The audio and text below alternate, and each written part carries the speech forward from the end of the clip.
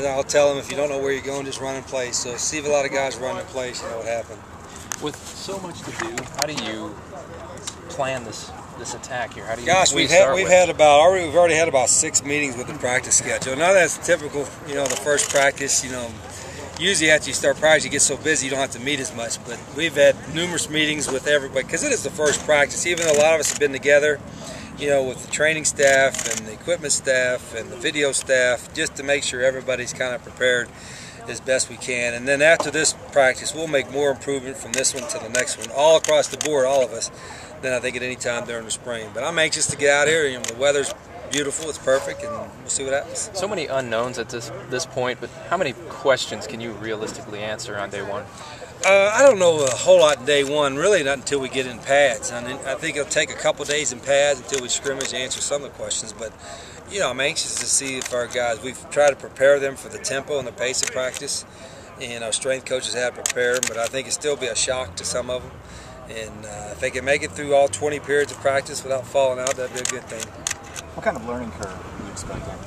Well, it's always, for a variety of reasons, it's always been ugly. This is, I think, the 6th place we've installed the system, and the first spring has always been extremely ugly. I'm trying to, you know, hopefully fix that a little bit. But I also know that it's going to be, you know, the learning curve is always going to be different no matter what scheme you put in. But you combine that with the pace that we want our guys to learn and practice at, it's going to be a little bit different. But I think our guys are eager. They've been coached before, and they understand that this is a transition and there'll be some problems, you know, during spring practice. But I think they're eager. That's the start.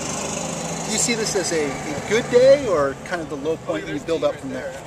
Oh, I don't know. Ask me after practice. I could probably tell you better. I think it's a great day so we can finally get out here as coaches. There's so many things that we can't do until we actually can use a football with our guys and see who can throw and run and catch and all that. So there's no. And we've watched film on the guys that played some last year, but I've tried to not do too many judgments on that. So it is important for that. And then after practice is over, we've got about 35 of U of A students from the student body trying out in our annual walk-on tryout. So we may have a story or two from that. I hope it emerges as well. Is there anything in particular you're focusing on, or are you just going to be kind of looking at everything? I mean, just, you know, from a fundamental standpoint to teaching the schemes to evaluating our guys. I mean, it's everything. It's a full day, and we're filming everything. I mean, everything that we can film and that we have time to watch in the next 2 days. Matt's maturity level, is he ready to carry this team, do you think? I think so. I think he's acted mature around the office. He's done a good job in the weight room. I think he understands this is his time. You know, really fortunate that he redshirted him last year, so he has this year to show what he can do.